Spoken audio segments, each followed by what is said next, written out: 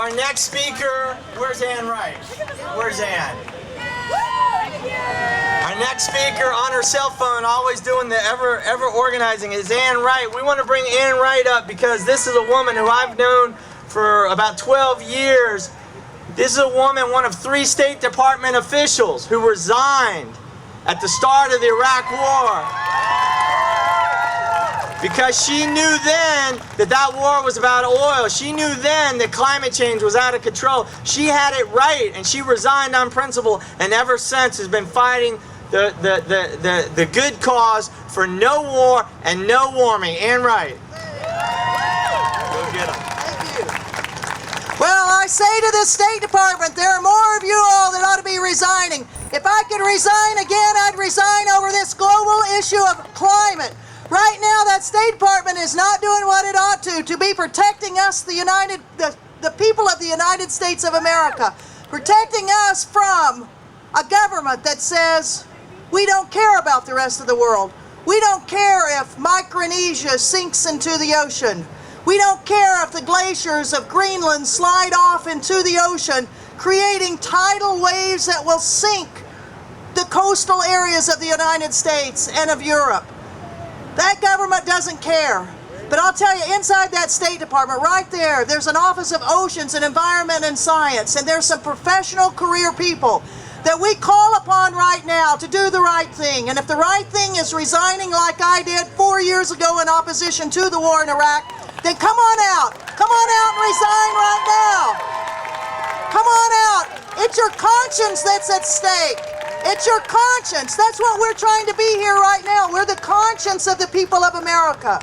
And you all that are here right here in Washington, and those people that are all over the country that are gathering right now to say that the Bush administration, what you're doing today is a fraud. It's a fraud. You're not trying to do anything for global warming. You're trying to save a little bit of something. You don't have any credibility, and I know what you're trying to save. When George Bush doesn't even honor the people in New York that were putting together a global climate conference, and he said, no, I don't think I'll go to their dinner. No. Instead, they organized this sham thing right here at the State Department. Right here, these people ought to come out of that and never go back into that horrible building for what's going on.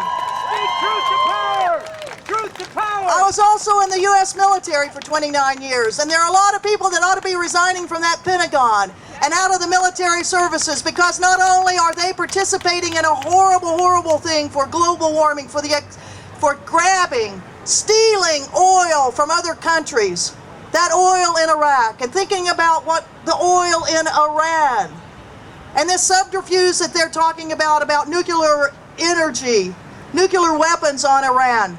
That's all part of the fraud that's going on with this country. The fraud that we've got to stop right here, and what we're after today is on stopping global warming.